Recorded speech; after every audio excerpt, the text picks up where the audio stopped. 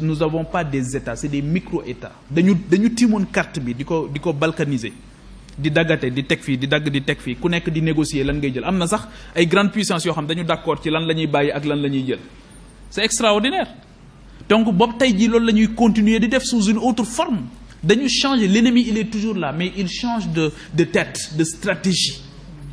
Donc loolu aussi nañ koy bàyyi xel bu baax. Donc soyons fiers d'être africains mais questionnons-nous par rapport ak lan la ñu bëgg a yóbbul ci table bi parce que boo joxewul léegi di nga jël la nature ayant horreur du vide waaw donc te li Cheikh Hamidou Kane doon wax ñu bañ mu dal ñu mooy l'aventure ambiguë donc nga bàyyi li nga doon am leneen looy aspirer te li ngay aspirer doo ko mës a doon mu ne tu reviens dans une situation hybridité doo yàpp doo jën waaw doo yàpp doo jën donc je pense que ne loolu foog ñu xam ko li ngeen def ni tam dafa am solo la commémoration tey jii boo gisee yeneen réew yi li ñu rawee mooy ban rapport la ñu am ak ñi nga xamante ni ñoo faire bouger les choses la commémoration comment on commémore dans ce pays où tey jii on a totalement oublié Valdiodio Ndiaye bàyyi ko njabootam léegi ñoo koy fête bu xam naa ne bu bés bi mu génnoon àdduna jotee rek ñu wàcceel ko kaamil ñoom Ibrahima Sarr à Thiès cheminot syndicaliste ak ñeneen Omar Blondin Diop Cheikh Ahmadou Bamba El Hadj Omar Foutiyou Tall ñooñu ñëpp ba pare loolu aussi c'est un combat boo xam dama koy mener les universitaires surtout une certaine élite dañ ñu bëgg a gëmloo nañu les El Hadj Omar Foutiyou les Maba Diakhou les Cheikh Ahmadou Bamba les Seydi Hadji Malick Thierno Souleymane Baal Cheikh Abdoul Khadir Kane dañ leen a jàppoon xaare Omar Fall parce que tout simplement dañ doon julli di woor c'est faux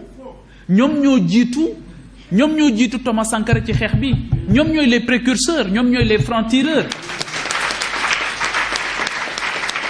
donc loolu aussi il faut que ngeen xam ko dafa am benn loi boo xamante ni dañu ko inspiré wu ci la loi de 1905 en France bi doon séparer le clergé des affaires de la gestion des affaires publiques loolu moo tax les intellectuels sax dañuy am problème assumer tey jii ku mel ni Cheikh Anta wala assumer Thomas Sankara moo leen gën a yomb ñu assumer Maba Diakhou Ba wala El Hadj Omar Foutiyou parce que pour ñoom c'est pesant mais pourquoi ça doit être pesant parce que c'est un complexe parce que ñoom tubaab yi ñoo leen lan moo tax tubaab yi jël leen yóbbu leen ñii ñu rey leen ñii ñu exilé leen mais le blanc il n'avait affaire qu'à ceux qui constituaient des obstacles par rapport à leur dessein d'évangéliser et de civiliser c'est tout amul leneen donc ñooñu kon ñu yóbbu c'était au-delà des pratiques cultuelles waaye dañu amoon une réponse civilisationnelle boo xamante ni moom lañ doon joxe par rapport à l'envahisseur et ce qu'il avait dans ses bagages donc je vous exhorte sans complexe ngeen dem gën a xam sunu mag ñooñu boo jëlee tey ji dans le domaine de l'unité africaine Cheikh Ibrahima Niass Maulana Cheikh Ibrahima Niass est une référence c'est un modèle achevé d'intégration africaine loolu moo tax tey boo demee dëkk bu mel ni Kaolack su gàmmu jotee Medina Baye mais tu trouves l'Afrique en miniature et l'international maintenant est-ce que tey jii ñun saisir nañ ce moment pour communiquer sur les grands enjeux qui interpellent l'Afrique on ne le fait pas suffisamment est-ce que tey jii bu Touba jotee ba nga regrouper tout le corps diplomatique est-ce que ce moment est assez utilisé où on peut retrouver près de 3 à 4 millions de Sénégalais et d'étrangers est-ce qu'on le fait suffisamment? Non. On nous présente Cheikh Ibrahima Fall aujourd'hui comme quelqu'un qui était alors que c'était un grand Sénégalais un grand Africain gis nga ñooñu ñu leen nëbb moo leen rey noonu lañ ñu nëbbee Cheikh Anta noonu lañ ñu nëbbee Patrice Lumumba noonu lañ ñu loolu moo tax d'habitude bu ñu lay rey sax dañuy fexe ba doo am bàmmeel Kadhafi tey bu ngeen koy seeti fu ngeen koy dem pour seeti amul bàmmeel Samori Touré noonu lañ ko déporté Cheikh Ahmadou Bamba yàllaa ñu ci dimbali mais kon du ñibbisi yàllaa ñu dimbali rek mais kon du ñibbisi donc encore une fois voilà aussi d'autres raisons d'un engagement boo xamante ni c'est bien de se rappeler de Cheikh de Thomas Sankara c'est très bien mais aussi am ngeen ñu ngeen war a fàttaliku aussi bu baax et de cette manière-là nous sommes panafricanistes nous le revendiquons nous avons été victimes d'injustice la colonisation l'esclavage le néocolonialisme boobu sax moo gën a bon nag mooy bi xew nii moo gën a bon parce que daanaka boo koy wax sax dañ naan la yow c'est toi qui ça fonctionne pas bien mais ñoom la en réalité ba tey jii may wax ak yow bu ñu tabaxalee stade ay ressources lañ ñuy laaj le stade Léopold Sédar Senghor nous a coûté 10 ans de licence de pêche ñu jox ko chinois yi 10 ans ñu tabaxal ñu stade boo xam aujourd'hui impraticable saa bu ñu tabaxalee tey stade na ngeen laaj lan mooy contrepartie bi saa bu ñu leen joxee édifice rek am na lu ñu leen laaj ci wet gi saa bu ñu leen joxee édifice am na lu ñu leen laaj ci wet gi donc c'est ce rapport qui doit changer comme léegi ñun am nañ ay ressources am nañ xaalis mais bu ñu lebalee xaalis nañ leen fay xaalis États-Unis tey mooy dëkk bi ëpp dette waaye kenn du ko lebal xaalis di ko laaj ay ressources kenn xalaatu ko kon Trump da lay rey wala Africa First America First donc vous voyez donc il faut que le rapport change leneen li aussi c'est vrai que Ngour moo ngi wax léegi ne port vestimentaire bi moo ngi sol costume am mais ñun on sait que vous êtes panafricaniste fondamentalement peut-être que sax li mu sol kii la made in Sénégal peut-être que sunu gars yi dañu xarañ ñoom ñoo ko ñaw mais dafa am leneen loo xamante ni aussi ci wàllu colin bi dafa am solo d'accord naa Ngour tey parce que moo ngi sedd mu sol lii Dakar li ma mënta nangu mooy un jeune Sénégalais qui veut montrer à son village qu'il a réussi qu'il est maintenant à l'université sol costard sous 40 degrés xawma lan la bëgg a prouver en réalité qu'est-ce que tu veux démontrer sol ko ci dëkk boo xamante ni amul pavage amul tali sa dàll yi weex tàll yàlla na boo ko booleeg ay chaussures de ville qu'est-ce que tu veux démontrer en réalité qu'est-ce que tu veux démontrer en réalité le vieux nègre et la médaille ou quoi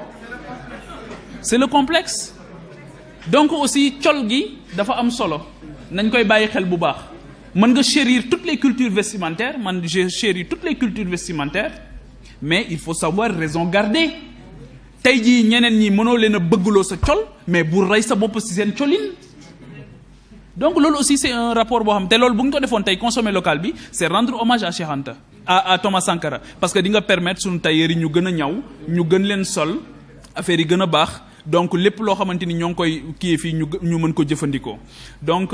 j'ai déjà accusé un retard parce que c'est passionnant pour moi de s'entretenir avec vous bëggu moon sax mu jeex mais on aura d'autres occasions inchallah mais jàpp leen Pape Nalla bu baax ku baax la ba pare ku li may waxtaan ak moom yépp mësuma wax yëfu boppam mësuma wax soxla boppam Dieu sait qu'on discute beaucoup mais il ne parle jamais de lui il parle tout le temps de ce mouvement et Dieu sait que j'en ai rencontré d'autres ñoo xamante ni balaa yàgg rek ñu wax la seen soxla waaye moom waxul soxlaam mais bëgg naa mu wax ma soxlaam sax parce que c'est mon jeune frère mais waxul soxlaam et loolu ça dénote un peu parce que boo ñëwee seet si nit ñi aussi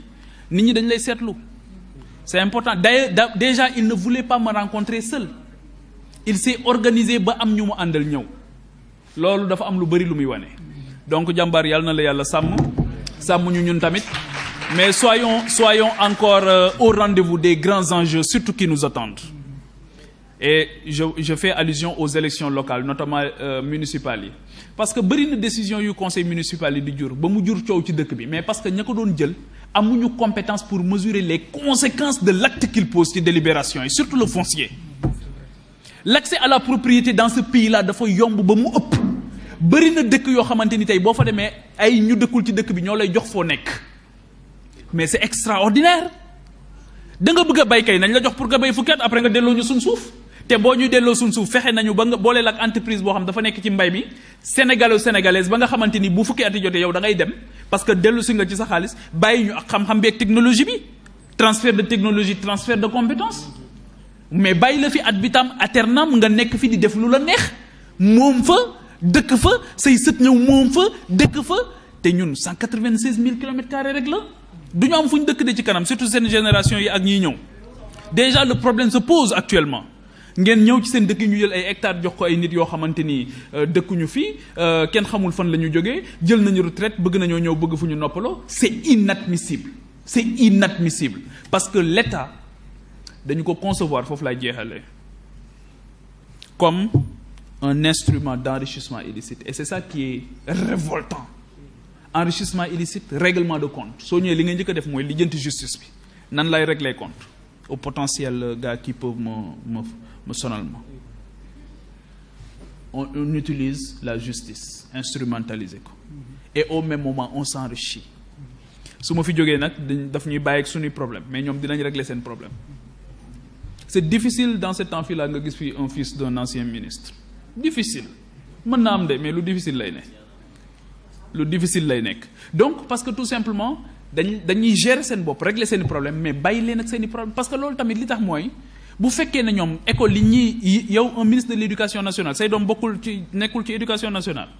un nit ku nekk yor santé sa njaboot du fajoo ci système public de la santé ministre des transports sa njaboot ak yow yëpp da ngeen jël suñu service de transport mais nan lay baaxee on peut tout soutenir sauf l'inconséquence Mirabeau moo ko doon wax tout soutenir sauf l'inconséquence tu as raison c'est pas cohérent le jour où ils commenceront à utiliser les services publics dans ces différents registres su boobaa coow li jeex parce que wala bu marché amee sax ñoom ñooy jiitu ci marché bi parce que ñoo ngi ciy bëgg a dee jërë ngeen jëf maa ngi leen di gërëm di leen sant